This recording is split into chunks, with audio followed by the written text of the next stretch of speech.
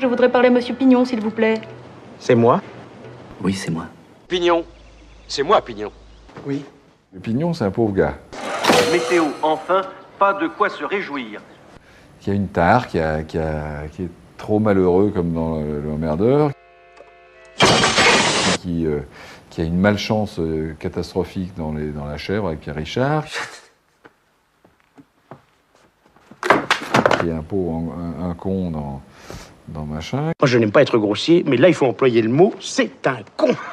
Mon Dieu. Ouais, c'est une tare, alors je sais pas qu'est-ce qu'elle va être la prochaine, la tare du prochain Pignon, s'il y en a un, j'en sais rien. Hein.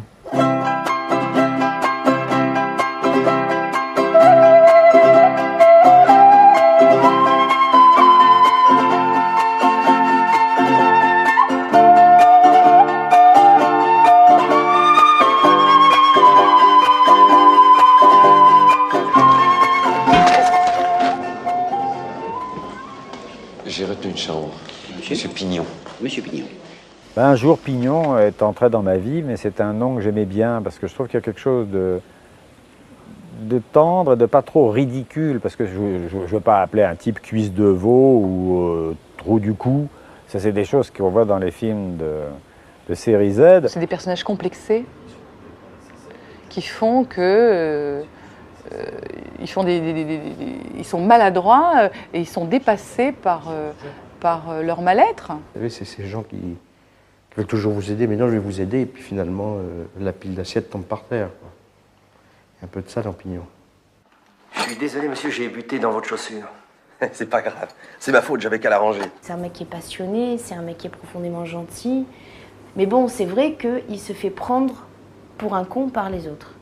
Auteuil, c'est pareil. C'est vous, François Pignon, les fesses nues dans un pantalon de cuir, avec un type qui vous tripote? Oui, c'est moi. Aucun Pignon, si vous voulez, n'a réellement de traits communs, si ce n'est que ce sont plutôt des personnages de la foule. Pignon, évidemment, j'en parle un peu comme un amant, ou plutôt comme un mari jaloux de sa femme qui a couché avec un amant. Remarquez, il y a des femmes avec les cheveux courts. Oui, mais pas avec une tête pareille. C'est pas possible comme ça, c'est trop laid, t'es horrible. Il faut retrouver cette putain de perruque. C'est un personnage extrêmement beau, François Pignon. Extrêmement sympathique, beau de l'âme. Ma femme m'a quitté il y a 2 ans et je l'aime toujours. J'ai un fils de 17 ans qui m'a complètement laissé tomber. Et j'ai perdu mon boulot qui était tout ce qui me restait. Voilà, c'est passionnant, non? Le Pignon, à travers la luciole qu'est Pierre Richard, est un joli pignon que j'aimais beaucoup. Ça veut dire quoi, ça? Qu'il y en a un de nous trois qui va en prendre plein la gueule. Ah bon? Et il y avait comme ça des regards mouillés sur moi. C'est dire, ce pauvre type, il va en prendre plein la tronche. Et en fait, c'est lui qui en prenait plein la tronche. Ça n'existe pas, la chance! J'y crois pas! Merde! Merde! C'est toi qui gueule? Allez, viens par ici.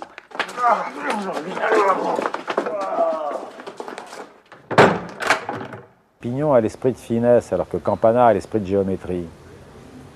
Pignon, effectivement, se sort des situations d'une façon tordue, très souvent, mais il s'en sort parce qu'il a une espèce d'étoile, une bonne fée qui veille sur lui. C'est particulièrement visible dans La Chèvre, où il n'arrête pas de se prendre les pieds dans les tapis et de glisser sur des pots de bananes, mais il s'en sort tout le temps.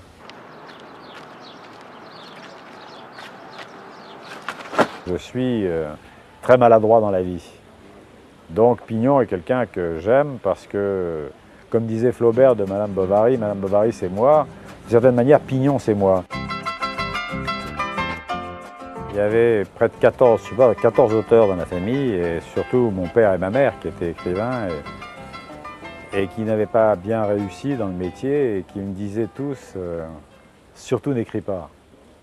Et puis bon, j'ai suivi leurs conseils parce que j'ai fait 4 ans de médecine, mais quasiment dans la même année, je redoublais tout le temps alors. Et puis je me suis rendu compte que je serais médecin à l'âge de la retraite si je continuais. Et après ça, je me suis dit, je vais écrire quand même. Et j'ai écrit ma première pièce de théâtre. Il est d'une rigueur absolue. Il est comme son écriture. Son écriture, c'est une petite écriture de patte de mouche. Personne ne peut le lire. Il faut des loupes pour l'écrire. Et au fond, cette minutie dans l'écriture, il la met dans cette minutie au service de ses histoires. Francis, c'est un charpentier, il fait un échafaudage avec des tubes, il n'y a pas un tube qui ne soit pas nécessaire. Vous retirez un tube, l'échafaudage s'effondre. C'est tellement précis, j'ai rarement eu j'ai jamais eu d'ailleurs, une sensation de ce que pouvait être l'écriture d'une comédie ou l'écriture, véritablement. Avec Gérard, on s'amusait, parfois on lui disait, tiens, là il y a un truc à la page 22, si on faisait ça, ce serait beaucoup plus drôle. Si on disait ou faisait ça, ce serait bien plus drôle. Et on était persuadés, Gérard et moi, d'avoir raison, parce que pour lui proposer ça, c'est déjà qu'on a été persuadés. On est là, on le tient, là, on l'a. Là, on va lui montrer que sur ce coup-là, on est plus fort que lui. Et on lui disait, 22, on fera ça, ce serait plus drôle. Et il nous disait, non, parce que si vous faites ça à la page 22, vous le paierez à la page 72. Alors on regardait la page 72, et on voyait effectivement le dénouement de la situation de la page 22, qui est infiniment plus drôle, comme il l'a écrit lui, ce dénouement, que si nous on l'avait fait, on lui aurait coupé l'herbe sous le pied.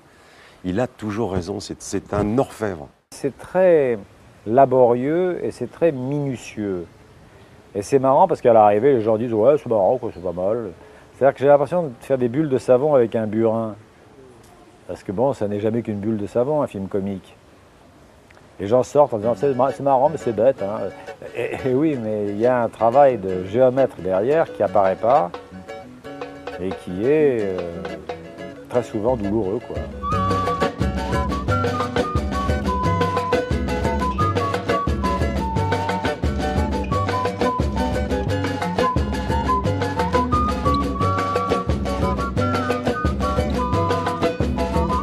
C'est ici, oui, c'est ici que je suis installé, en face d'un mur, comme vous pouvez voir, pour ne pas être distrait. Et c'est là que je suis prisonnier pendant 7-8 heures par jour, à essayer d'écrire des trucs marrants. Je me mets le matin devant ma feuille de papier, et pour me lancer dans l'écriture, j'écris n'importe quoi au départ. C'est-à-dire que j'écris, cette nuit, j'ai pas bien dormi, là, le thé n'avait pas un très bon goût, et puis ça va pas bien, et puis tiens, si je faisais de ce contrôleur fiscal, hein, parce que je parle du Dinexcon là, et je me lance petit à petit comme ça, je dérouille la main sur des considérations comme c'est un journal intime si vous voulez. Et puis brusquement je passe dans le sujet. Écrire un scénario, c'est traverser un lac glacé.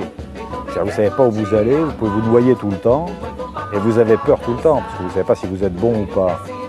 Si je devais donner des conseils à des apprentis scénaristes, le premier que je donnerais, c'est de écrire et réécrire. Les Américains disent « writing is rewriting ». Et il n'y a rien de plus important dans un scénario que de faire soi-même un zoom arrière, de relire ce qu'on a fait, je ne sais pas moi, une semaine, 10 jours plus tard, et de revenir sur l'écriture. Et l'épreuve la plus douloureuse et la plus utile, c'est la lecture.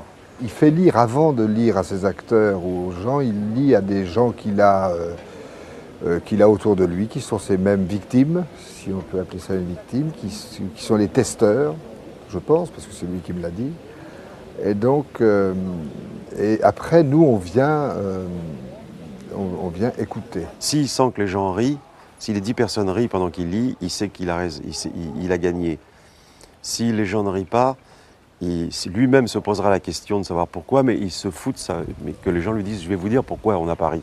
Ça, non. Il le trouvera tout seul. Et il le trouvera mieux tout seul, d'ailleurs. En tout cas, c'est ma méthode à moi. Hein. Je sais qu'elle est douloureuse, parce qu'il y a des fois où bien les gens se marrent, c'est tellement mauvais, ou bien alors, vous les voyez quasiment au bord de s'endormir. Hein.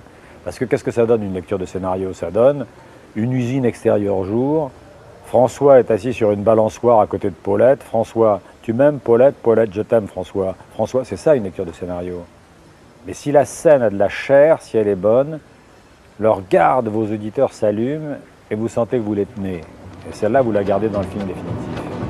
Je suis désolé, elle est tombée quand j'ai sorti mon dossier. Je vous en prie. Vous avez sûrement reconnu? Pardon? La tour Eiffel, entièrement faite avec des allumettes, 346 422 exactement. C'est vous qui avez fait ça? C'est une de mes plus belles pièces. Ah bon? Vous en avez d'autres? Si j'en ai d'autres. On prend un présupposé de départ et ensuite on s'y tient, et pas de carte chance, le moins possible. Pas de deus ex machina, aucune facilité. Pousser toutes les conséquences du présupposé jusqu'au bout. Sois gentil, juste, c'est assez dur comme ça. Un con qui en moins d'une heure amène ta femme à l'adultère et toi au contrôle fiscal, c'est tout de même prodigieux. Les Américains appellent ça des high concept movies, c'est-à-dire que je fais des films où il y a un concept, si vous voulez, parce que je serais incapable de faire une chronique. Si vous me dites, écrivez-moi un homme et une femme, par exemple, je ne peux pas, shabadabada, etc., et puis l'essuie-glace, je ne sais pas faire ça. Il me faut un panneau indicateur dans mon film qui est une situation forte. Et derrière, je l'exploite plus ou moins bien. Plus le postulat est fort, plus le film est difficile à écrire. Vous avez parfaitement raison, si vous essayez de jouer les PD, vous allez vous planter lamentablement. Mais bien sûr. C'est beaucoup plus difficile qu'on imagine, surtout les folles. Les acteurs qui s'y risquent sont la plupart du temps faux et vulgaires. Il m'a dit, il était toujours un peu insatisfait des films qu'il écrivait et qu'il voyait parce qu'il avait toujours des petits manques. Je lui ai dit, je parle pas du Grand Blond, mais sur certains films. Et je lui ai dit, mais fais la mise en scène toi-même. Tu seras peut-être moins habile, moins élégant comme tournage, mais tu y mettras ce que tu veux. Je pense qu'il se situe vraiment au niveau de Jean-Jacques Hano et de Luc Besson, c'est au top. Il a réalisé 7 films qui vont de plus de 9 millions d'entrées pour Le Dîner de Cons à 1,2 million pour son premier film Le Jouet. C'est quand même assez exceptionnel. J'ai raté mes débuts de metteur en scène parce qu'on a considéré que Le Jouet n'était pas le box-office qu'on espérait de moi en tant que scénariste, où je faisais pas mal de fois 1 million d'entrées sur Paris avec des films comme Le Grand Blond avec une chaussure, etc. Il s'attendait donc à un résultat extraordinaire et puis Le Jouet a été une espèce de demi-succès. Et là, j'ai de nouveau connu un purgatoire où je suis revenu au métier de scénariste. Et c'est seulement quand toujours le même Alain Poiret m'a dit « Pourquoi tu ne réaliserais pas La Chèvre ?» dont j'avais apporté le scénario, 3 ans plus tard, après avoir fait La Cage aux folles comme scénariste, après avoir fait Coup de tête pour Jean-Jacques Hano, etc. Donc en étant revenu au scénario, si vous voulez, que je suis reparti vers la mise en scène grâce à Poiret et à La Chèvre.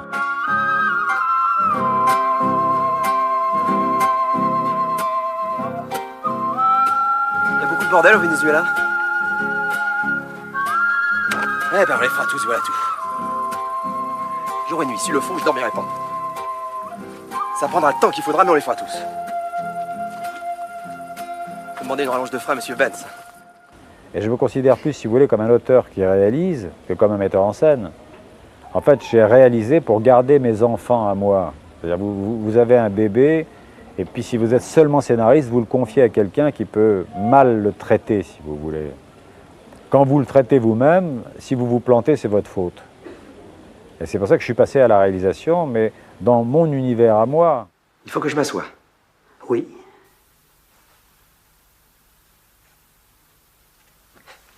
Où vous voulez.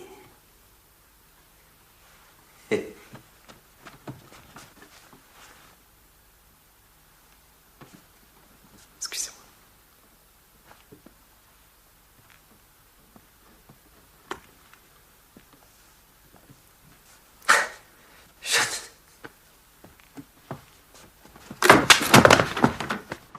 L'écriture, c'est un métier solitaire. Vous êtes installé devant une feuille ou un computer, et puis vous allez puiser en vous-même ce qui va sortir de votre tête. Et c'est introverti comme effort, c'est solitaire. Alors que le plateau, mais c'est la folie. Ok, attention moteur 74 sur 3, deuxième.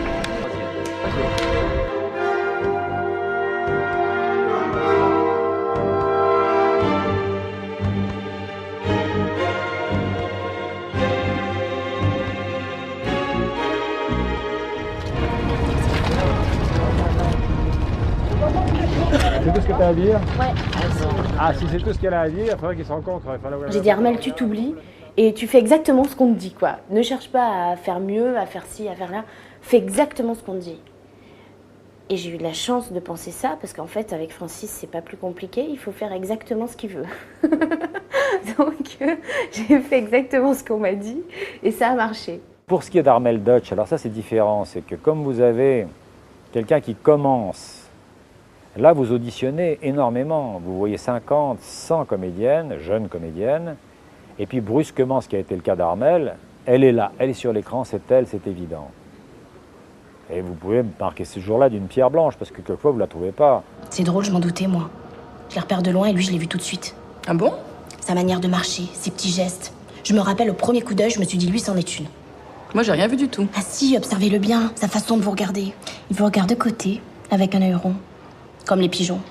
Ils sont pédés, les pigeons? Pour les acteurs connus, il m'est arrivé souvent d'en viser certains et de les rater. Ils ne voulaient pas faire le film.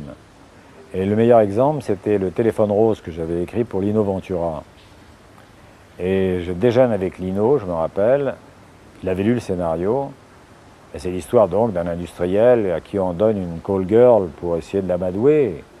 Et je lui dis, ça t'a plu? Il me dit, Lino tombe pas amoureux d'une pute. J'ai dit, d'accord Lino, mais quand tu tues 50 personnes dans le Rouge et Mi, c'est pas Lino Ventura qui tue 50 personnes, c'est le personnage. Il me dit, t'as marqué un point là. Mais Lino tombe pas amoureux. Alors j'ai dit, d'accord, ok.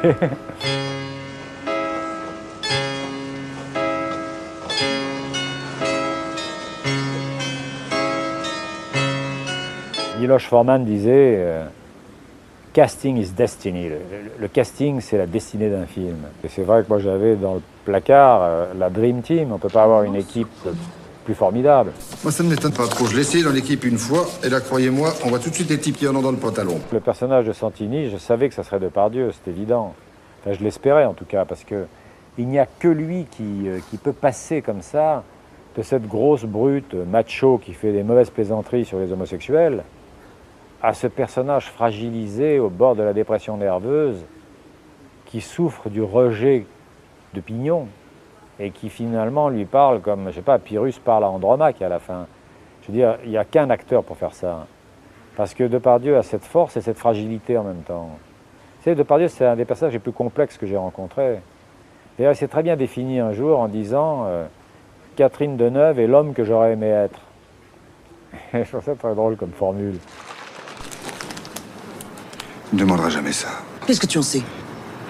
Je ne suis pas du tout son type, je ne lui plais pas. Quand je le rencontre, il détourne les yeux, il n'a jamais mis mon pull vert, jamais. Je ne lui plais pas. Je savais que je voulais Depardieu pour jouer le rôle de Santini. C'était facile. Il suffit de lui téléphoner, parce que j'ai fait 3 films avec lui, La Chèvre, Les Compères et Les Fugitifs. Et je lui dis, tiens-toi libre pour telle époque si tu peux, parce que j'aurai besoin de toi. Puis ensuite, j'ai appelé mon agent au fur et à mesure où le script se précisait. Et j'ai dit, pour jouer Pignon, qui est un homme dans la foule, il me faut un personnage comme Auteuil. Vous avez la chance de connaître un monsieur qui s'appelle François Pignon et qui a dit « on ne passe pas ». Et je ne pouvais pas prendre Villeray pour jouer ce rôle-là, parce que Villeray, comme tous les vrais comiques, n'a pas de sexe. Vous ne pouvez pas imaginer Charlie Chaplin faisant l'amour avec Paulette Goddard. Chaplin, c'est un jouet. Vous ne pouvez pas imaginer Harold Lloyd ou Buster Keaton dans un lit avec une héroïne. Je ne pouvais pas imaginer Villeray basculant Michel Larocque sur le tapis de préservatif. Auteuil a un petit peu, si vous voulez, les caractéristiques d'un Dustin Hoffman ou d'un Pacino ou d'un De Niro. Ce sont des gens qui, si ce n'étaient pas des stars, vous ne les reconnaîtriez pas dans le métro. Hein, ce sont des petits hommes bruns, c'est pas Brad Pitt ou DiCaprio. Et le talent qu'ils ont en a fait des stars. Et c'est Pignon, en fait.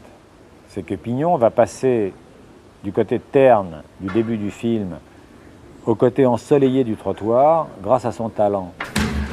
Vous restez à votre place, personne n'est viré, tout va bien. Quelqu'un veut un café? Oui. Je prendrais bien un café, moi. Moi aussi. Et 3 cafés, 3. On n'a pas fait de lecture collective du scénario. Et puis, et par contre, ensuite, le rôle, on l'a surtout travaillé en répétition et en prise directement. Ça fait un peu peur quand même. Hein. Sur le Jaguar, je me souviens, c'était donc le tout début du film. Tout le monde était un petit peu inquiet. Donc on tourne ces scènes, etc. Bon. Et 2 jours après, le téléphone sonne en me disant, voilà, il faut retourner la scène. Voilà, on l'a refait. Il m'a dit des choses très bien précises et je l'ai refait de bon cœur sans me braquer. Et puis bon, je rentre chez moi en me disant, voilà, ouf, c'est fait. Et 4 jours après, le téléphone ressonne. C'est de nouveau l'assistante Francis qui dit, Alexandra, il y a un petit problème, on doit tout refaire, tout ce qu'on a fait. Je pensais que ça allait être facile. Je ne voyais pas la difficulté qu'il y avait à jouer ce texte. Et quand je me suis aperçu de ce que demandait Francis, je me suis rendu compte que c'était très très difficile. Donc je pense que ces scènes-là, on a dû les faire à peu près, on a dû faire 60 prises à peu près, ou 65 ou 70 en tout, quoi.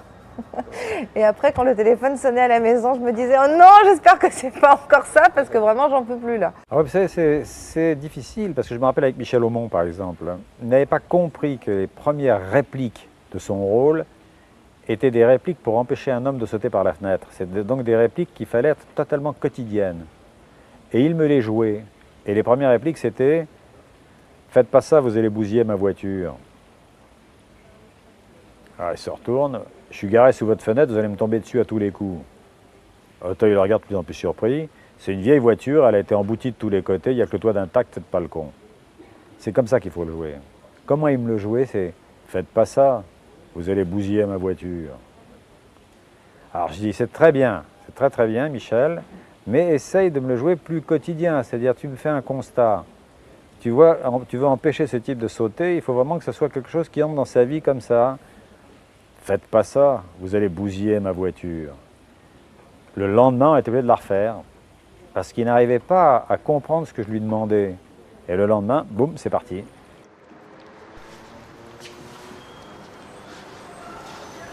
Faites pas ça, vous allez bousiller ma voiture. Je suis garé sous votre fenêtre, vous allez me tomber dessus à tous les coups. C'est une vieille voiture, elle a été emboutie de tous les côtés, il n'y a que le toit d'intact. Faites pas le con. Non, mais même nous, au début, avec Gérard, quand il est à la 18e, on disait, bah, qu'est-ce que tu veux de plus? Bon, allons. Puis même des fois, quand il disait à la 22e, c'est bon, elle est bien, et qu'on sentait qu'il n'y en aura pas de 23, on se mettait à genoux comme des footballeurs, on faisait, ouah, ouah, ouah. Et après, j'ai dit à Francis, dis-le aux acteurs que tu fais, que tu refais un nombre de prises incalculable, parce que les gens, vraiment, ils peuvent vraiment se mettre à flipper, quoi, grave. Et une fois qu'on le sait, après on accepte, quoi. C'est un processus de travail, et voilà. Mais c'est vrai que quand on ne le sait pas, on se pose vraiment des questions, quoi. Carmé, le premier jour où il a tourné, il faut dire qu'on l'avait chauffé. Ça faisait 2 films qu'il voulait tourner avec nous, le 3e il l'a fait, il était sublime. Mais le premier jour, avant le maquillage, on lui a dit, il est d'une humeur massacrante ce matin, Francis. Il a dit, oh, c'est bien ma chance, voilà. Alors, il commençait pendant le maquillage, on disait, oh. Puis quand il est comme ça, t'as pas intérêt à pas savoir ton texte. Alors il disait non, mais il y avait toujours des petites fiches, Carmé. Je dis, va pas lui montrer tes fiches, parce que même si tu sais ton texte, les fiches vont lui dire que tu ne le sais pas. Il sera intraitable sur tes fiches, cache tes fiches.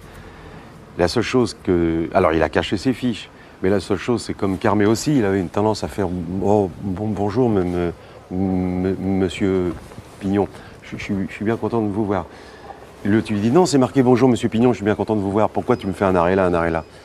Et il a fait 32 prises. 43 sur 4 premières. Un 11 43 sur 4 cinquième. Et partez. Qu'est-ce que c'est que ça? Mais pas du tout. Oui, c'est très austère. Et puis là, Depardieu, tout d'un coup, c'est lui qui a amené une tornade, une vague de bonheur là-dedans.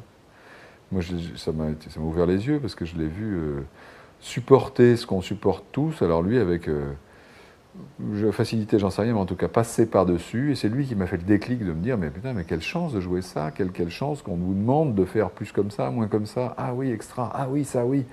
Voilà. J'étais vacciné, j'avais fait La Chèvre, j'ai fait Les Gros-Pères, j'ai fait Les Fugitifs, et avec des acteurs, un acteur merveilleux qui est comme Pierre Richard, mais extrêmement distrait, et qui parfois est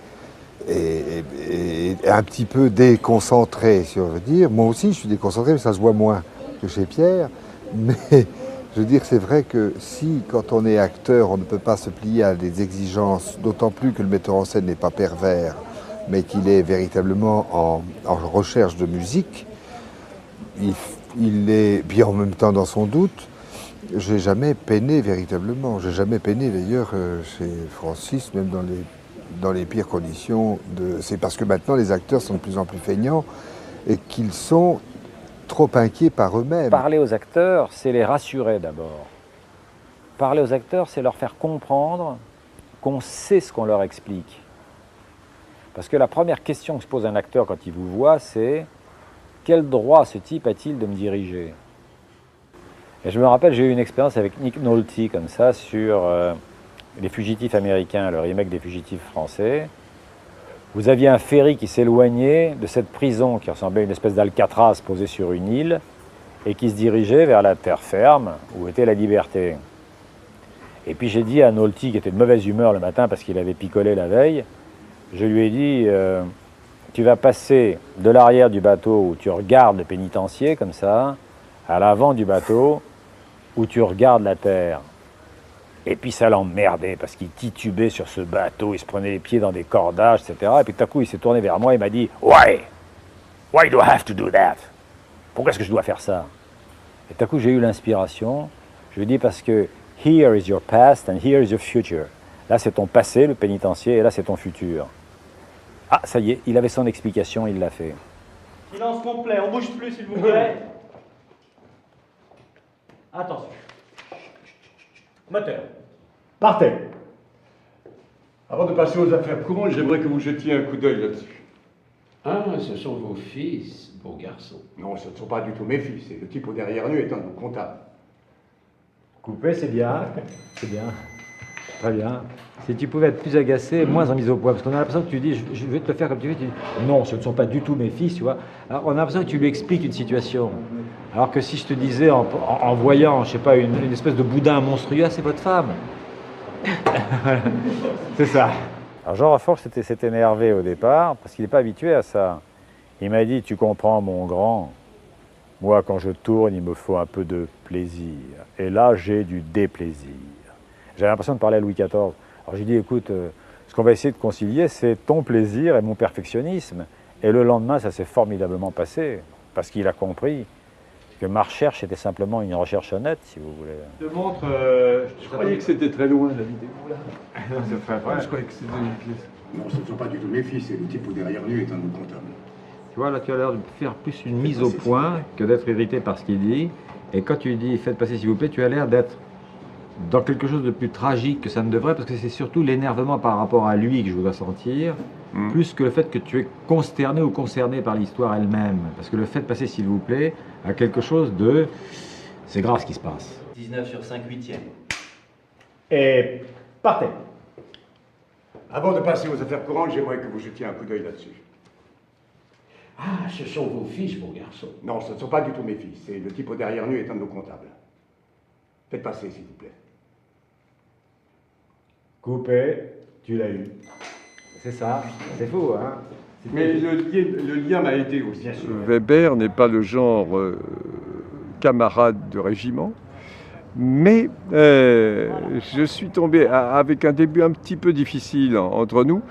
Je pars content de cette expérience parce que il a déstabilisé mes certitudes et ça c'est une cure de rajeunissement pour nous. Madame, messieurs, bonjour. Bonjour. Avant de passer aux affaires courantes, j'aimerais que vous jetiez un coup d'œil là-dessus. Ah, ce sont vos fils, beaux garçons. Non, ce ne sont pas du tout mes fils. Et le type derrière nous est un de nos comptables. Faites passer, s'il vous plaît. Très bien. Très bon. Bien, ben on va la doubler pour la sécurité. Hein. C'est vraiment l'image qu'on a, que j'ai moi, c'est on a un instrument dans l'orchestre et on a à jouer sa partition le mieux. C'est un honneur d'être dans un orchestre qui joue bien, qui joue juste, qui s'arrête tac. Mais c'est comme si j'étais puisqu'on continue sur cette métaphore, un violon. C'est lui qui joue le larcher. Mais moi, violon, je me dis, oh, est-ce que c'est joli ce que je suis en train de faire. Alors en fin de compte, on était des victimes peut-être un peu consentantes quand même. Parce qu'on sentait bien que quand il nous demandait « faites-le comme ça », non, pas comme ça, comme ça, des fois l'acteur se rêvait « je peux jamais faire ce que j'ai envie ». Et puis on le faisait comme il le disait, et après, quand on le voyait au rush ou en film, on fait « sur un film, je ne voyais pas toujours les rushs », j'ai dit « merde, il avait raison quand même ».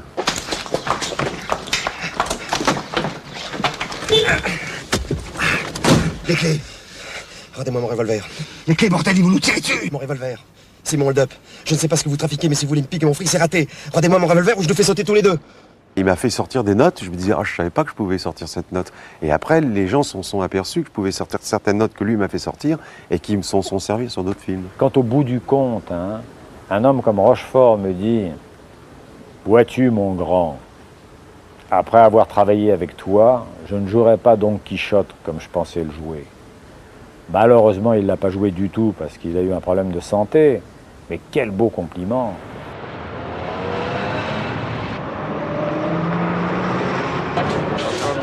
Pierre, j'avais dit que ça finit.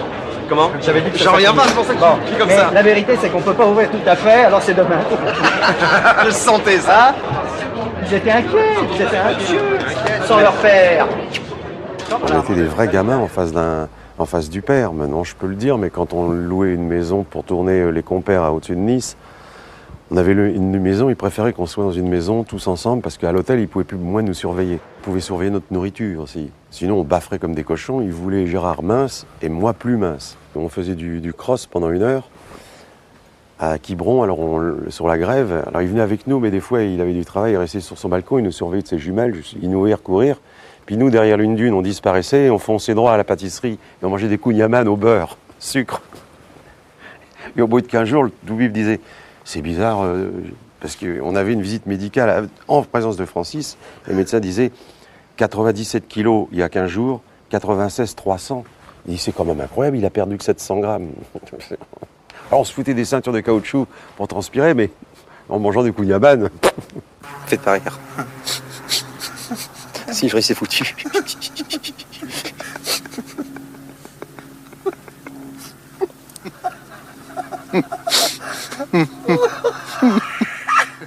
Nous, on planquait des sandwichs sous les bagnoles, dans les coffres de voitures, tout ça. Puis de temps en temps, on disparaissait la tête. Moi, je me suis fait gauler une fois où je mangeais un sandwich au jambon, puis il m'a appelé, j'ai fait ça, j'avais un grand bout de jambon qui pendait.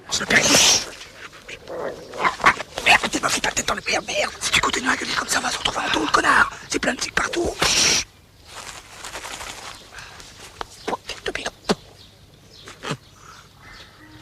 Alors Gérard me cafetait, il disait il arrête pas de la journée, tout ça. Lui, dites pas, c'est aussi. Alors il y a prescription.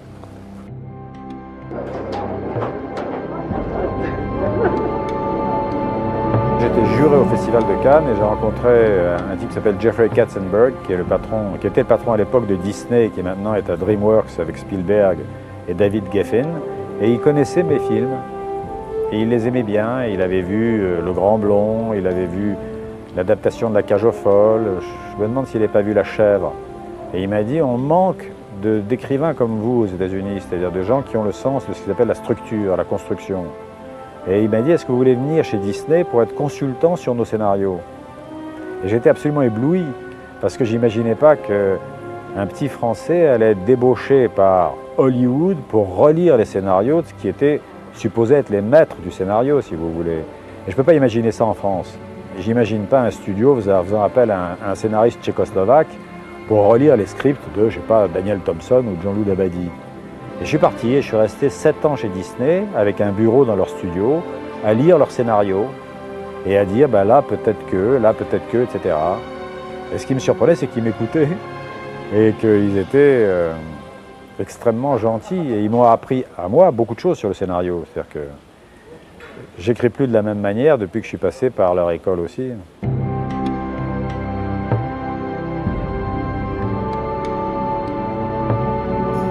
Fabulous, whimsical, funny. It was a really enjoyable hour and a half. I guess that's what a movie is about, that every person hides something inside and you just need a lot of time and effort to discover the inside. I was struck by how similar it is here as to what was portrayed in the film, because I just really didn't know. It was similar in France. It was very much what would happen to a company here in the United States. It was an interesting twist. I enjoyed it. Everyone go see The Closet. It's a great movie. Yeah. Fais chier ce PD. Un jour, j'étais invité chez Richard Donner, qui a fait L'Arme Fatale et tous ces films-là, mais qui avait fait un remake du Jouet. Et je vois un petit bonhomme barbu qui m'attend sur le pas de la porte de Donner, de Richard Donner. Et c'est Spielberg. Et Spielberg avait essayé de refaire La Chèvre.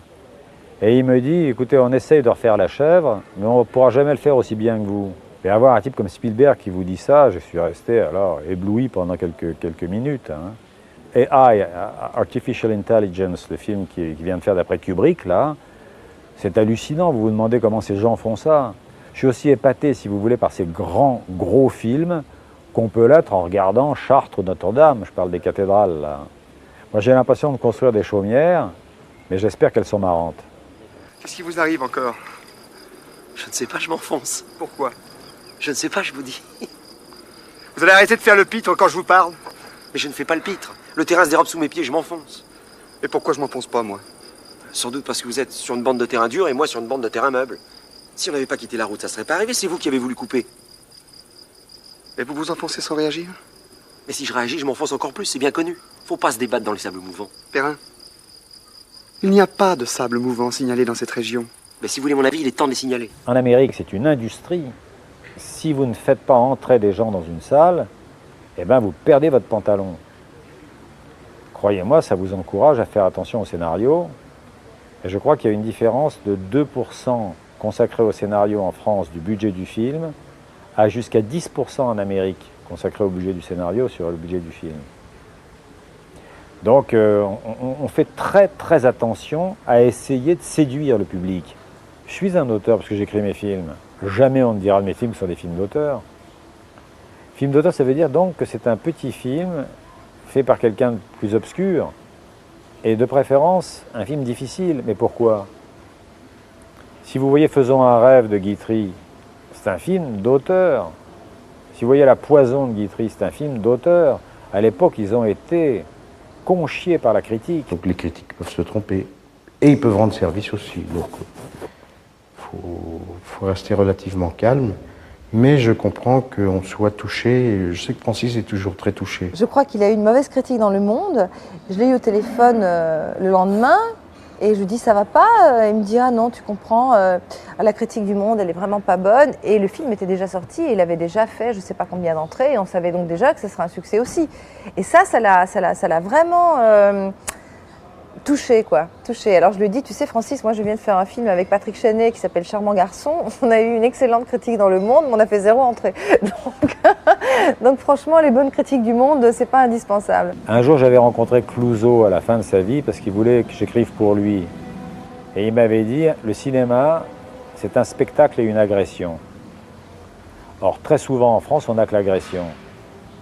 Et ce qui manque, c'est le spectacle. Donc maintenant, le fait que ces jeunes réalisateurs aient compris qu'un film n'est pas fait pour se plaire à soi ou pour plaire aux 4 ou 5 ayatollahs de la critique qui descendent tous les autres films, sauf ces petits films-là sans spectacle, mais un film est fait pour être vu par un maximum de gens, ben ces réalisateurs-là méritent qu'on leur tire un coup de chapeau quand même. J'ai vu Harry, un ami qui vous veut du bien, et j'ai trouvé que c'était du talent. C'est bien. C'est-à-dire, c'est bien écrit. Le personnage de l'Espagnol, là, est formidable, l'acteur espagnol. Il est incroyablement inquiétant. Et puis, tout le contrepoint de cette famille harcelée par la médiocrité matérielle, par des enfants en bas âge, ça peut être tellement mignon, hein, mais c'est Guitry qui disait « J'adore les enfants, surtout quand ils crient parce qu'on les emmène. » Là, ces enfants, « Maman, maman, pipi, pipi, etc. » Quand arrive cette Mercedes climatisée et qu'il les débarrasse de ces gosses avant d'entrer dans ce cauchemar que va être le film, vous vous dites, putain, c'est bien construit tout ça.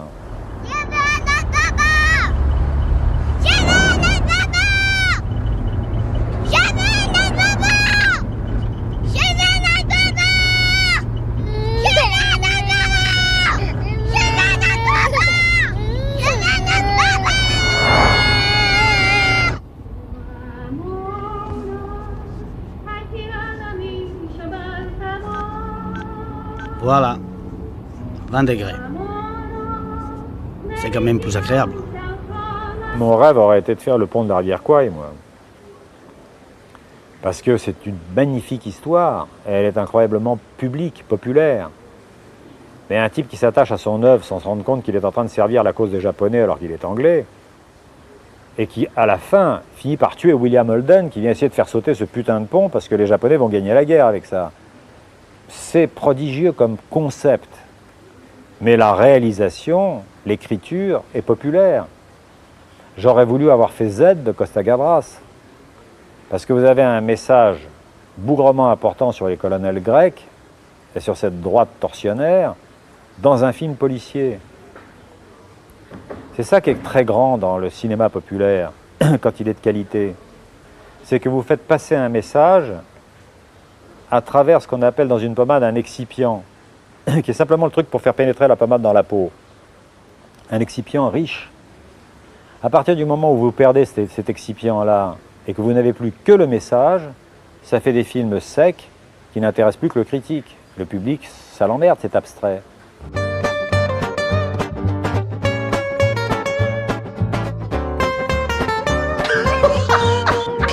J'étais très embêté au moment où il a fallu faire le scénario, parce que c'est une pièce de théâtre au départ. Et c'est mon producteur, Alain Poiret, qui a dit, après que je lui ai lu le premier acte, bah, je veux faire un film avec ça. Et je lui ai dit, c'est pas possible de l'aérer. J'ai un type sur scène qui a un tour de rein, et il ne peut pas sortir de chez lui. Donc je suis coincé, le mec il ne peut pas bouger. Tout le monde va être obligé de venir chez lui. On aura l'impression d'un piquet, c'est-à-dire l'ermite, et il y a une longe qui tire les autres personnages comme ça autour de lui. Je dis, c'est impossible de faire un film avec ça. Il m'a dit, je veux le faire quand même. Je lui ai dit, c'est idiot. Il m'a dit, je veux le faire quand même, et on a fait 9 300 000 entrées avec ça sur la France. Il avait raison. Pierre, j'en tiens un. Comment est-il? Un champion du monde. J'ai eu l'impression de vivre quelque chose de... Je n'ai pas l'impression, d'ailleurs, j'en suis sûr, d'avoir vécu quelque chose d'assez rare dans la saga, dans l'histoire des films comiques. J'aimerais vous demander une faveur. Mais je vous en prie. Ne m'invitez jamais à dîner, j'aurais toujours un doute. C'était étonnant parce qu'il y avait des gens qui riaient tellement, qui tapaient du pied comme ça dans les gradins. Donc il y en avait qui n'entendaient pas les répliques. Il y a plein de gens qui ont été revoir le dîner de con en fait une deuxième fois parce que ça riait tellement dans la salle qu'ils avaient perdu des répliques et qu'ils voulaient les entendre. Je me souviens, j'ai contrôlé un Brochant il y a 3 ans. Michel Brochant. C'est un parent à vous? Michel Brochant, c'est pas impossible, où habite-t-il? En prison. Il a pris pour 5 ans. Il y a des gens qui m'ont... Des femmes, vous le couperez si vous voulez, mais qui m'ont confié avoir fait pipi dans leur culotte quand même. Excusez-moi, mais je n'arrive pas à croire que votre femme soit partie avec un con. Ah, mais moi non plus. Et c'est un vrai débile. Il ne parle que de planche à voile. Et où peut-on le rencontrer, ce garçon? Pourquoi vous aimez la planche à voile? Mais énormément, je suis passionné de planche à voile. Alors vous allez bien vous entendre avec lui. Il s'appelle Jean-Patrice Benjamin. Mais au ministère, on l'appelle du con. Vous trouverez son numéro dans l'annuaire. À Benjamin, hein. Pas à du con. Je me suis même pas posé la question, savoir si j'étais bien ou pas bien. J'ai vu le film qui est excellent et qui m'a fait pleurer de rire. Ça veut donc dire qu'il ne laisse pas le temps, ni aux spectateurs, ni aux acteurs qui se regardent, de voir autre chose que le monde qu'il a décrit, que la situation et les personnages. L'ami chez qui on devait aller ce soir redonne un dîner, vous êtes bien sûr invité. C'est vraiment très gentil, ça. Quand j'ai commencé à écrire, je cherchais d'abord à être drôle. Et que maintenant, je cherche surtout à être sincère. C'est-à-dire que quand je m'intéresse à un caractère, je ne cherche pas à aller à la comédie, je cherche à aller à sa sincérité, sa vérité à lui, si vous voulez. C'est dégueulasse. Il est à l'hôpital? Non, je pense pas, il doit être chez lui. Tu crois qu'il faut que je l'appelle? Si tu veux, oui. Il doit être tout seul chez lui avec personne pour l'aider, ce serait peut-être mieux que j'aille le voir. Ouais, bah te fais pas trop de soucis quand même, hein. Ça doit pas être si grave que ça. Ce qui est un petit peu différent dans ce qu'il a fait par rapport à ce qu'il a fait dans les autres films de Francis, c'est le côté naïf. C'est une espèce de grosse brute naïve, quoi.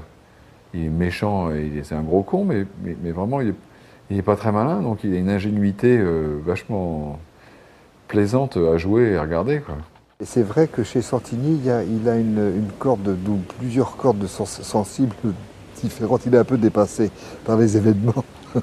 Et je trouve qu'il est... Ça le rend... c'est un peu comme moi dans la vie aussi, un petit peu, parce que je suis parfois très lourd, et puis, mais ça ne me dérange pas plus que ça. C'est-à-dire je peux aussi tout de suite rattraper mes lourdeurs. Si on vire ce type maintenant, on aura le mouvement gay et lesbien sur le dos, et ça, il n'en est pas question. Les PD, il vaut mieux les avoir sur le dos que dans le... Non, bien que moi-même, j'ai eu des aventures homosexuelles formidables. On m'a demandé si j'étais vraiment con. Ou si c'était dur de jouer. Il y a une assimilation, c'est normal. Oui, il est là, oui. Ouais, très sympathique. Il a une belle tête de vainqueur. Brochant, dans le dîner de con, c'est un type qui a tout. Il est grand, il est beau, il a un regard sublime bleu, et puis il a une belle réussite matérielle, et il a une femme qui va avec. C'est dégueulasse. Il y en a qui ont tout, il y en a qui n'ont rien, c'est dégueulasse.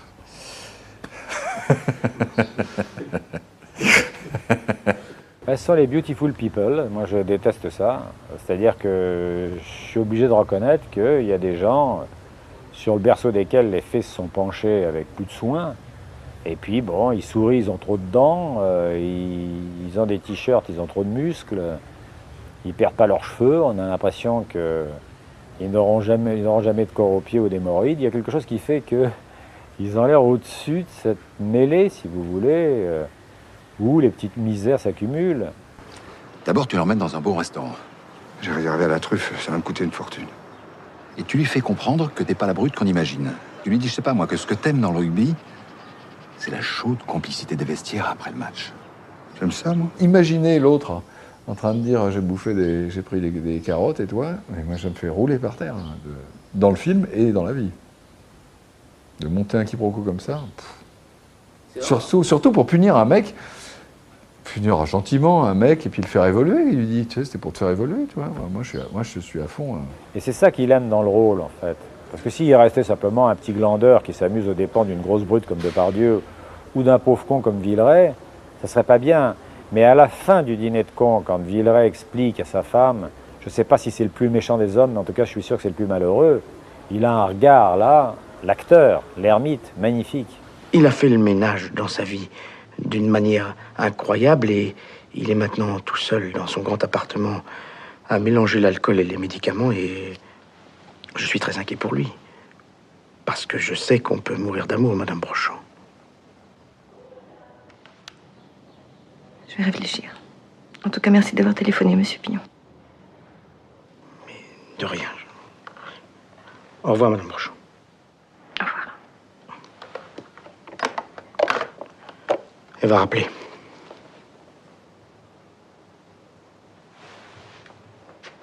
Ce sont des gens qui ont simplement besoin d'une tape sur le museau, et c'est le cas dans Le Placard aussi. Quand il dit « j'ai l'impression qu'on a fait le con, Guillaume », en parlant à Givry, ouais, ils ont fait le con. Ils ont amené le gros Depardieu à la dépression. Mais c'est, si vous voulez, ça c'est leur rédemption à ces gens-là. Ils sont moqueurs et méchants au départ, mais à l'arrivée, ils se sentent coupables et morveux. Donc il y a un voyage. Ne prend pas mal, mais on était plusieurs à te trouver un peu pénible dans ton personnage de gros macho. Alors on s'est dit, il y a peut-être moyen de le rendre plus nuancé, tu comprends? Mais on n'aimerait pas t'avoir fait du tort. On a appris que ta femme était partie et on se sent mal maintenant. Faut pas. Ah si, on voudrait bien que ta femme revienne et que tu rentres dans l'ordre. Tu m'en veux pas trop? Non, je t'en veux pas. Pourquoi je t'en voudrais? Mais Le Placard est plus riche que Le Dîner de cons, parce que Le Dîner de cons est une comédie de situation où je cherchais à être drôle tout le temps quasiment. Alors que dans Le Placard, je cherche à raconter une histoire en même temps. Et la vie, elle est ce qu'elle est, c'est-à-dire qu'elle est gaie, elle est drôle, mais elle est triste aussi par moments. Et j'aime bien dans Le Placard le moment où Auteuil dit à Aumont, ce qui manque à ses pattes, Monsieur Bellone, c'est mon fils. Vous voyez? Et je ne m'attends pas à un éclat de rire là-dessus. Et c'est ça qui m'intéressait justement dans cette comédie-là, qui est une comédie de mœurs, hein, c'est d'avoir ce mélange sucré-salé qui est la vie.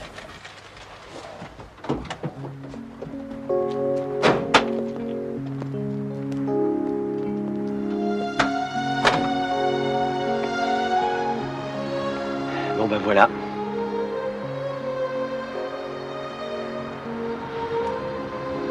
Je pense pas qu'on se reverra.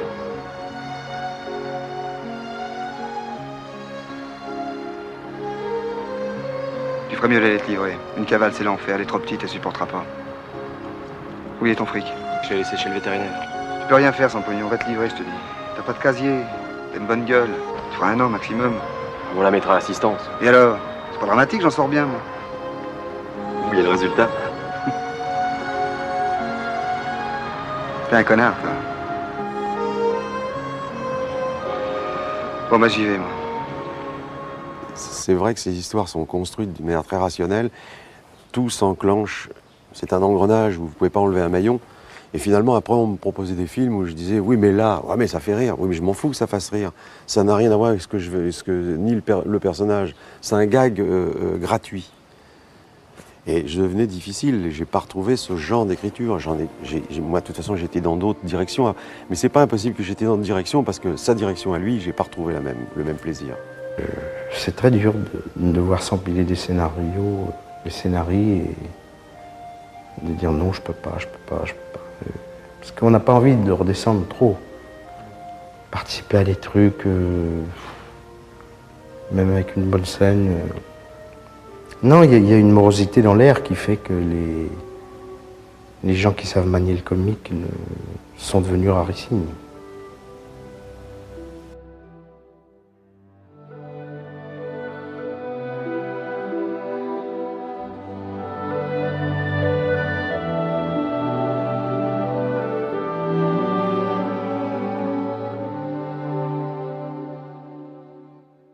J'ai essayé toute ma vie de ressembler à un Brochant. C'est-à-dire que j'ai fait de la gymnastique, je me suis fait une petite mèche sur le front, j'ai fait tout ce que je pouvais pour avoir l'air séduisant. Quelquefois c'était raté, le plus souvent, mais le côté pignon reprend le dessus tout de suite. C'est-à-dire, c'est difficile d'être un héros, mais c'est un rêve. J'ai toujours rêvé d'entrer quelque part et les gens se taisent. Il n'est pas insupportablement sûr de lui. Il est sûr de lui, mais avec des constantes questions. Est-ce que j'ai mérite d'être sûr de moi? Je ne sais pas, il est... C'est pour ça qu'il, Dieu merci, il a aussi ce côté pignon qui le rend attachant. Sinon, il pourrait être insupportable de fatuité. Mais il y a pignon en lui. J'ai été deuxième au box-office américain après Rain Man, la première semaine. Et la deuxième semaine, j'étais premier en tête de tous les films américains, avec un film américain que j'avais fait moi, petit français. Et je suis entré dans ma chambre, je passais pas la porte, j'avais la tête qui avait enflé comme ça. Puis le lendemain matin, vous récupérez votre nostalgie, votre tristesse, tout ça c'est des leurres. Ce qui est important, c'est son accomplissement à soi, si vous voulez.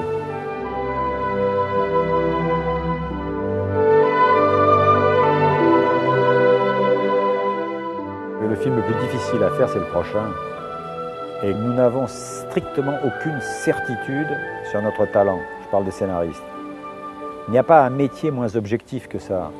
Vous mettez devant votre feuille, vous écrivez une usine extérieure jour, et à partir de ce moment-là, il y a une aventure totalement en point d'interrogation. Vous ne savez pas ce que vous allez faire. Sauté avait dit une très belle chose au moment où il était aussi comme ça à son pic de succès. Il a dit en parlant des producteurs, ces cons-là, ils s'imaginent que j'ai un secret. Il n'y a pas de secret. Il y a beaucoup de travail et de la chance. Et c'est pour ça que le prochain, je m'écraserai peut-être lamentablement. J'espère que ça ne fera pas trop plaisir aux gens, parce que finalement, bon, le jour où on aura compris que je suis simplement un artisan, c'est-à-dire que je fais de mon mieux, le fait que j'échoue, il n'y a pas de quoi se réjouir en fait.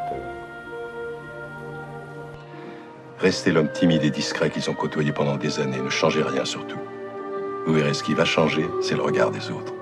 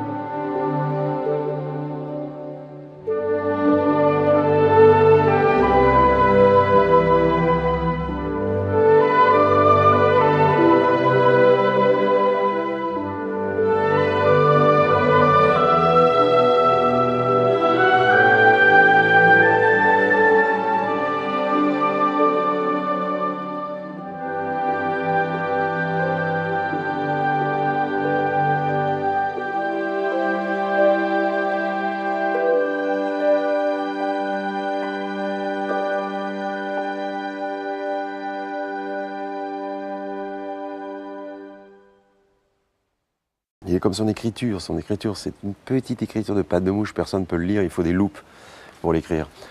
Et au fond, cette minutie dans l'écriture, il la met dans cette minutie au service de ces histoires.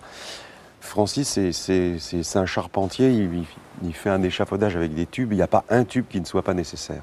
Vous retirez un tube, l'échafaudage s'effondre. C'est tellement précis, j'ai rarement eu j'ai jamais eu d'ailleurs, une sensation de ce que pouvait être l'écriture d'une comédie ou l'écriture véritablement. Avec Gérard, on s'amusait parfois, on lui disait tiens, Là, il y a un truc à la page 22. Si on faisait ça, ce serait beaucoup plus drôle. Si on disait ou faisait ça, ce serait bien plus drôle. Et on était persuadé, Gérard et moi, d'avoir raison, parce que pour lui proposer ça, c'est déjà qu'on a été persuadé. On est là, on le tient, là, on l'a. Là, on va lui montrer que sur ce coup-là, on est plus fort que lui. Et on lui disait, 22, on fera ça, ce serait plus drôle. Et il nous disait, non, parce que si vous faites ça à la page 22, vous le paierez à la page 72. Alors on regardait la page 72, et on voyait effectivement le dénouement de la situation de la page 22, qui est infiniment plus drôle, comme il l'a écrit lui, ce dénouement, que si nous on l'avait fait, on lui aurait coupé l'herbe sous le pied. Il a toujours raison, c'est un orfèvre. C'est très laborieux et c'est très minutieux. Et c'est marrant parce qu'à l'arrivée, les gens disent « ouais, c'est marrant, quoi, c'est pas mal ». C'est-à-dire que j'ai l'impression de faire des bulles de savon avec un burin. Parce que bon, ça n'est jamais qu'une bulle de savon, un film comique. Les gens sortent en disant « c'est marrant, mais c'est bête hein. ». Et oui, mais il y a un travail de géomètre derrière qui apparaît pas et qui est très souvent douloureux, quoi.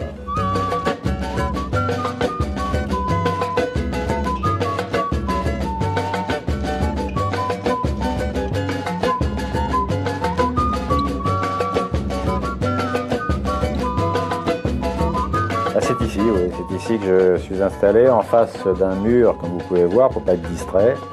Et c'est là que je suis prisonnier pendant 7-8 heures par jour, à essayer d'écrire des trucs marrants. Je me mets le matin devant ma feuille de papier, et pour me lancer dans l'écriture, j'écris n'importe quoi au départ. C'est-à-dire que j'écris, cette nuit j'ai pas bien dormi, là le thé n'avait pas un très bon goût, et puis ça va pas bien, et puis tiens, si je faisais de ce contrôleur fiscal, hein, parce que je parle du Dinexcon là, et je me lance petit à petit comme ça, je dérouille la main sur des considérations comme si c'était un journal intime, si vous voulez.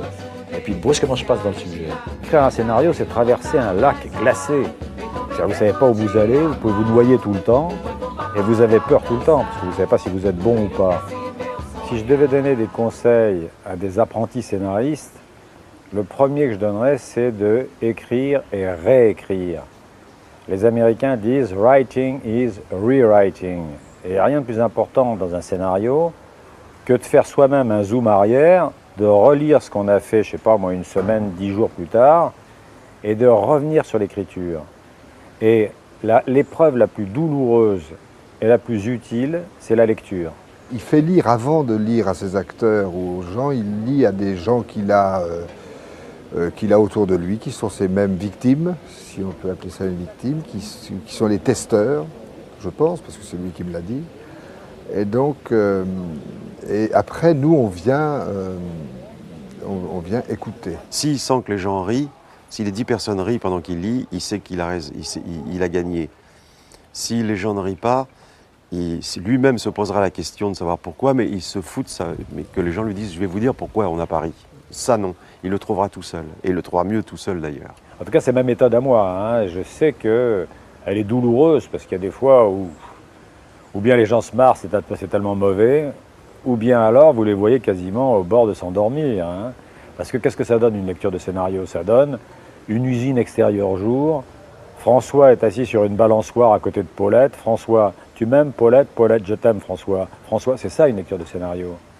Mais si la scène a de la chair, si elle est bonne, le regard de vos auditeurs s'allume et vous sentez que vous les tenez. Et celle-là, vous la gardez dans le film définitif. Je suis désolé, elle est tombée quand j'ai sorti mon dossier. Je vous en prie. Vous avez sûrement reconnu? Pardon?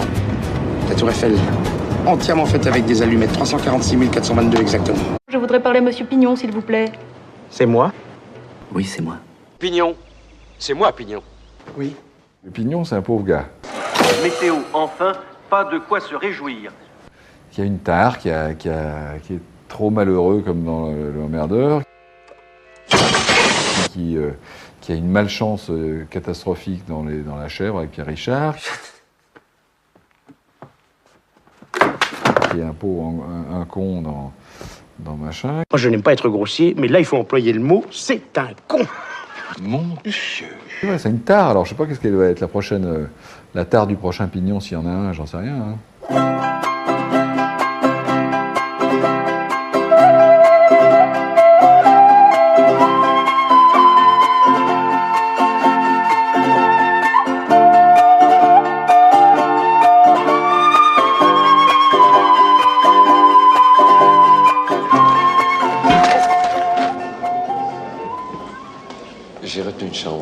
Monsieur Pignon.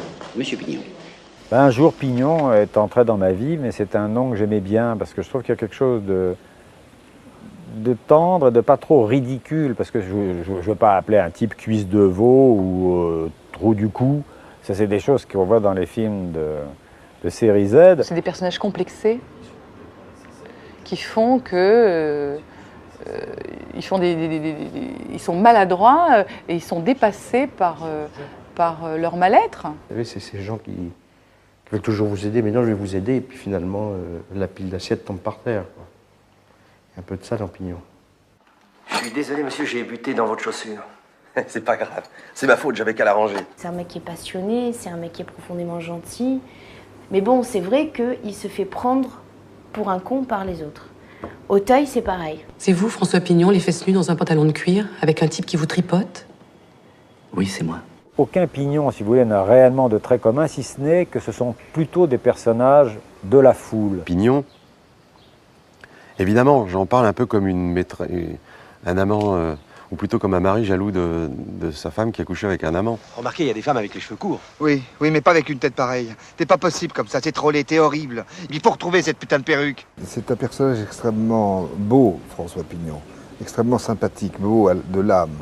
Ma femme m'a quitté il y a 2 ans et je l'aime toujours. J'ai un fils de 17 ans qui m'a complètement laissé tomber. Et j'ai perdu mon boulot qui était tout ce qui me restait. Voilà, c'est passionnant, non? Le Pignon, à travers la luciole qu'est Pierre Richard, est un joli pignon que j'aimais beaucoup. Ça veut dire quoi, ça? Qu'il y en a un de nous trois qui va en prendre plein la gueule. Ah bon? Et il y avait comme ça des regards mouillés sur moi. C'est dire, ce pauvre type, il va en prendre plein la tronche. Et en fait, c'est lui qui en prenait plein la tronche. Ça n'existe pas, la chance! J'y crois pas! Merde! Merde! C'est toi qui gueule? Allez, viens par ici.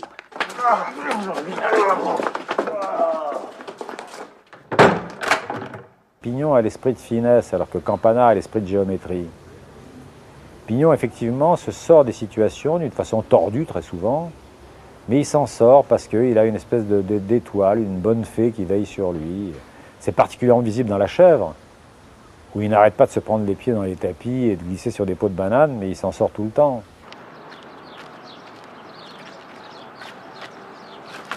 Je suis très maladroit dans la vie. Donc Pignon est quelqu'un que j'aime parce que, comme disait Flaubert de Madame Bovary c'est moi. D'une certaine manière, Pignon c'est moi. Il y avait près de 14 auteurs dans ma famille, et surtout mon père et ma mère qui étaient écrivains et qui n'avaient pas bien réussi dans le métier et qui me disaient tous surtout n'écris pas. Et puis bon, j'ai suivi leurs conseils, parce que j'ai fait 4 ans de médecine, mais quasiment dans la même année, je redoublais tout le temps alors. Et puis je me suis rendu compte que je serais médecin à l'âge de la retraite si je continuais.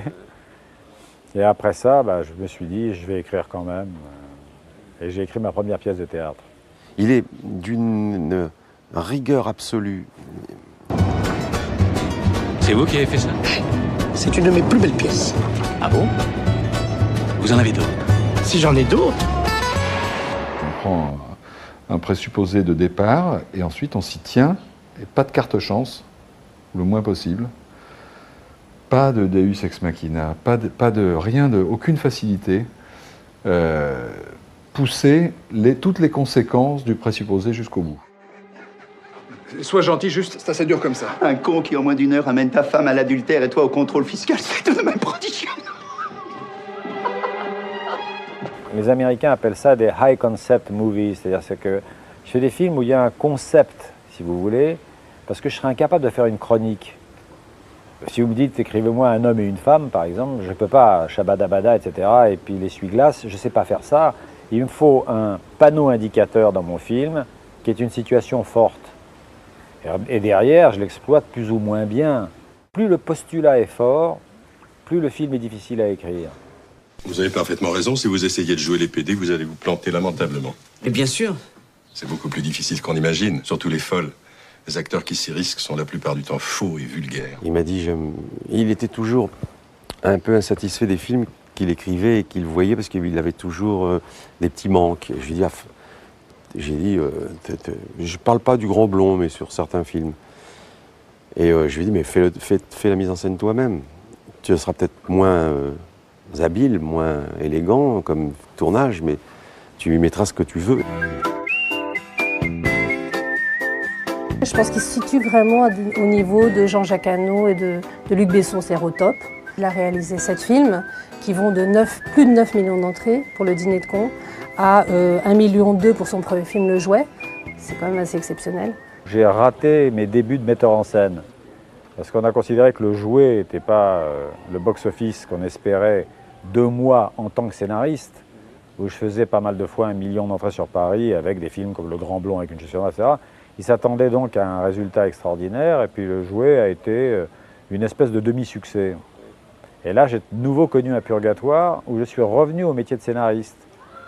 Et c'est seulement quand toujours le même Alain Poiret m'a dit « Pourquoi tu ne réaliserais pas La Chèvre ?» dont j'avais apporté le scénario, 3 ans plus tard, après avoir fait La Cage aux folles comme scénariste, après avoir fait Coup de tête pour Jean-Jacques Hano, etc. Donc en étant revenu au scénario, si vous voulez, que je suis reparti vers la mise en scène grâce à Poiret et à La Chèvre.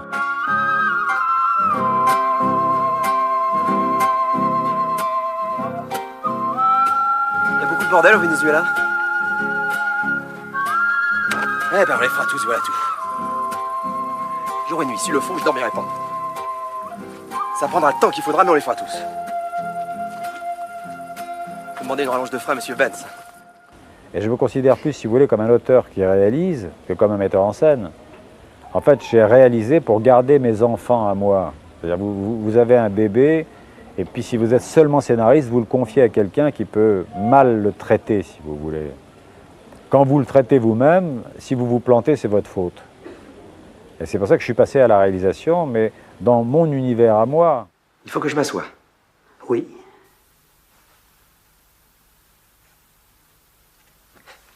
Où vous voulez.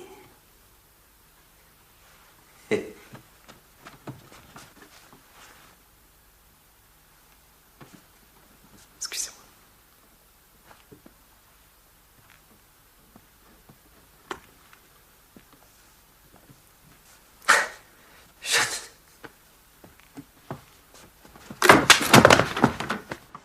L'écriture, c'est un métier solitaire. Vous êtes installé devant une feuille ou un computer, et puis vous allez puiser en vous-même ce qui va sortir de votre tête. Et c'est introverti comme effort, c'est solitaire. Alors que le plateau, mais c'est la folie. Ok, attention moteur 74 sur 3, deuxième.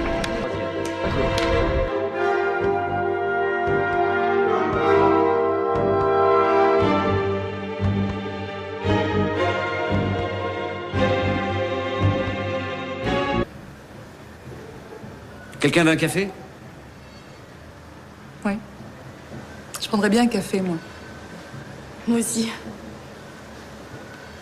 Et 3 cafés, 3. On n'a pas fait de lecture collective du scénario. Et puis, et par contre, ensuite, le rôle, on l'a surtout travaillé en répétition et en prise directement. Ça fait un peu peur quand même. Hein. Sur le Jaguar, je me souviens, c'était donc le tout début du film. Tout le monde était un petit peu inquiet. Donc on tourne ces scènes, etc. Bon. Et 2 jours après, le téléphone sonne en me disant voilà, il faut retourner la scène. Voilà, on l'a refait. Il m'a dit des choses très bien précises et je l'ai refait de bon cœur sans me braquer. Et puis bon, je rentre chez moi en me disant voilà, ouf, c'est fait. Et 4 jours après, le téléphone ressonne. C'est de nouveau l'assistante Francis qui dit Alexandra, il y a un petit problème, on doit tout refaire, tout ce qu'on a fait. Je pensais que ça allait être facile. Je ne voyais pas la difficulté qu'il y avait à jouer ce texte. Et quand je me suis aperçu de ce que demandait Francis, je me suis rendu compte que c'était très très difficile. Donc je pense que ces scènes-là, on a dû les faire à peu près, on a dû faire 60 prises à peu près, ou 65 ou 70 en tout, quoi. Et après, quand le téléphone sonnait à la maison, je me disais « Oh non, j'espère que c'est pas encore ça, parce que vraiment, j'en peux plus, là. » Alors, c'est difficile, parce que je me rappelle avec Michel Aumont, par exemple, il n'avait pas compris que les premières répliques de son rôle étaient des répliques pour empêcher un homme de sauter par la fenêtre. C'est donc des répliques qu'il fallait être totalement quotidiennes. Et il me les jouait. Et les premières répliques, c'était « Faites pas ça, vous allez bousiller ma voiture. » Alors il se retourne. « Je suis garé sous votre fenêtre, vous allez me tomber dessus à tous les coups. » Auteuil le regarde de plus en plus surpris. C'est une vieille voiture, elle a été emboutie de tous les côtés, il n'y a que le toit intact, faites pas le con. C'est comme ça qu'il faut le jouer. Comment il me le jouait, c'est faites pas ça, vous allez bousiller ma voiture. Alors je dis c'est très bien, c'est très très bien Michel, mais essaye de me le jouer plus quotidien, c'est-à-dire tu me fais un constat. Tu veux empêcher ce type de sauter, il faut vraiment que ce soit quelque chose qui entre dans sa vie comme ça. Faites pas ça, vous allez bousiller ma voiture. Le lendemain, on était obligé de la refaire, parce qu'il n'arrivait pas à comprendre ce que je lui demandais. Et le lendemain, boum, c'est parti.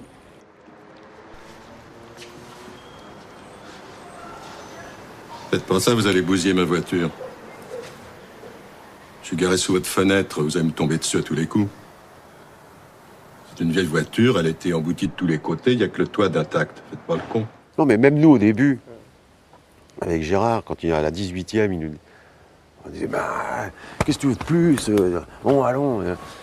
Puis même des fois, quand il disait à la 22e, c'est bon, elle est bien, et qu'on sentait qu'il n'y aura pas de 23, on se mettait à genoux comme des footballeurs, on faisait, Et après, j'ai dit à Francis, dis-le aux acteurs que tu refais un nombre de prises incalculable, parce que les gens, vraiment, ils peuvent vraiment se mettre à flipper, quoi, grave. Et une fois qu'on le sait, après on accepte, quoi. C'est un processus de travail, et voilà. Mais c'est vrai que quand on ne le sait pas, on se pose vraiment des questions, quoi. Carmé, le premier jour où il a tourné, il faut dire qu'on l'avait chauffé. Ça faisait 2 films qu'il voulait tourner avec nous, le 3e il l'a fait, il était sublime. Mais le premier jour, avant le maquillage, on lui a dit, il est d'une humeur massacrante ce matin, Francis. Il a dit, c'est bien ma chance, voilà. Alors, il commençait pendant le maquillage, on disait, puis quand il est comme ça, t'as pas intérêt à pas savoir ton texte. Alors il disait non, mais il y avait toujours des petites fiches, car mais je dis, va pas lui montrer tes fiches, parce que même si tu sais ton texte, les fiches vont lui dire que tu ne le sais pas. Il sera intraitable sur tes fiches, cache tes fiches. La seule chose que... Alors il a caché ses fiches, mais la seule chose, c'est comme Carmé aussi, il avait une tendance à faire « Oh, bonjour, monsieur Pignon, je suis bien content de vous voir. » Tu lui dis « Non, c'est marqué « Bonjour, monsieur Pignon, je suis bien content de vous voir. Pourquoi tu me fais un arrêt là, un arrêt là ?» Et il a fait 32 prises. 43 sur 4 première. Annonce. 43 sur 4 cinquième. Et partez. Qu'est-ce que c'est quoi ça? Mais pas du tout. Oui, c'est très austère. Et puis là, Depardieu, tout d'un coup, c'est lui qui a amené une tornade, une vague de bonheur là-dedans. Moi, ça m'a ouvert les yeux parce que je l'ai vu supporter ce qu'on supporte tous. Alors lui, avec facilité, j'en sais rien, mais en tout cas passer par-dessus. Et c'est lui qui m'a fait le déclic de me dire, mais putain, mais quelle chance de jouer ça, quelle chance qu'on vous demande de faire plus comme ça, moins comme ça. Ah oui, extra, ah oui. C'est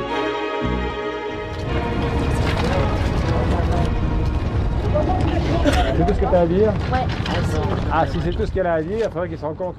J'ai dit, Armelle, tu t'oublies et tu fais exactement ce qu'on te dit, quoi. Ne cherche pas à faire mieux, à faire ci, à faire là. Fais exactement ce qu'on te dit. Et j'ai eu de la chance de penser ça, parce qu'en fait, avec Francis, c'est pas plus compliqué. Il faut faire exactement ce qu'il veut. Donc, j'ai fait exactement ce qu'on m'a dit, et ça a marché. Pour ce qui est d'Armelle Dutch, alors ça, c'est différent. C'est que comme vous avez quelqu'un qui commence, là, vous auditionnez énormément. Vous voyez 50, 100 comédiennes, jeunes comédiennes, et puis brusquement, ce qui a été le cas d'Armelle, elle est là, elle est sur l'écran, c'est elle, c'est évident. Et vous pouvez marquer ce jour-là d'une pierre blanche, parce que quelquefois, vous ne la trouvez pas. C'est drôle, je m'en doutais, moi. Je la repère de loin, et lui, je l'ai vu tout de suite. Ah bon? Sa manière de marcher, ses petits gestes. Je me rappelle, au premier coup d'œil, je me suis dit, lui, c'en est une. Moi, j'ai rien vu du tout. Ah si, observez-le bien, sa façon de vous regarder. Il vous regarde de côté, avec un œil rond, comme les pigeons. Ils sont pédés, les pigeons? Pour les acteurs connus, il m'est arrivé souvent d'en viser certains et de les rater. Ils ne voulaient pas faire le film. Et le meilleur exemple, c'était le téléphone rose que j'avais écrit pour Lino Ventura. Et je déjeune avec Lino, je me rappelle, il avait lu le scénario, et c'est l'histoire donc d'un industriel à qui on donne une call girl pour essayer de l'amadouer. Et je lui dis, ça t'a plu? Il me dit, Lino tombe pas amoureux d'une pute. J'ai dit, d'accord Lino, mais quand tu tues 50 personnes dans le Rouge et Mi, c'est pas Lino Ventura qui tue 50 personnes, c'est le personnage. Il dit, t'as marqué un point là.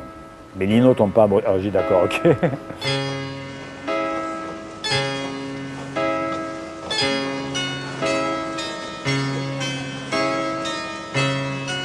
Miloš Forman disait, casting is destiny. Le casting, c'est la destinée d'un film. Et c'est vrai que moi j'avais dans le placard la Dream Team. On ne peut pas avoir une équipe plus formidable. Moi, ça ne m'étonne pas trop. Je l'ai essayé dans l'équipe une fois, et là, croyez-moi, on voit tout de suite les types qui en ont dans le pantalon. Le personnage de Santini, je savais que ça serait Depardieu, c'est évident.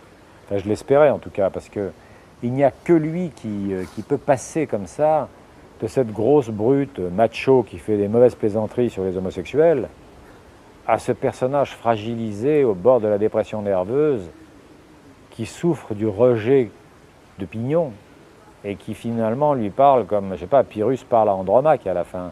Je veux dire, il n'y a qu'un acteur pour faire ça. Parce que Depardieu a cette force et cette fragilité en même temps. Vous savez, Depardieu, c'est un des personnages les plus complexes que j'ai rencontrés. D'ailleurs, il s'est très bien défini un jour en disant Catherine Deneuve est l'homme que j'aurais aimé être. Je trouve ça très drôle comme formule. Il ne demandera jamais ça. Qu'est-ce que tu en sais? Je ne suis pas du tout son type, je ne lui plais pas. Quand je le rencontre, il détourne les yeux, il n'a jamais mis mon pull vert, jamais. Je ne lui plais pas. Je savais que je voulais Depardieu pour jouer le rôle de Santini. C'était facile. Il suffit de lui téléphoner, parce que j'ai fait 3 films avec lui, La Chèvre, Les Compères et Les Fugitifs. Et je lui dis, tiens-toi libre pour telle époque si tu peux, parce que j'aurai besoin de toi. Puis ensuite, j'ai appelé mon agent au fur et à mesure où le script se précisait. Et j'ai dit, pour jouer Pignon, qui est un homme dans la foule, il me faut un personnage comme Auteuil. Vous avez la chance de connaître un monsieur qui s'appelle François Pignon et qui a dit « on ne passe pas ». Et je ne pouvais pas prendre Villeray pour jouer ce rôle-là, parce que Villeray, comme tous les vrais comiques, n'a pas de sexe. Vous ne pouvez pas imaginer Charlie Chaplin faisant l'amour avec Paulette Goddard.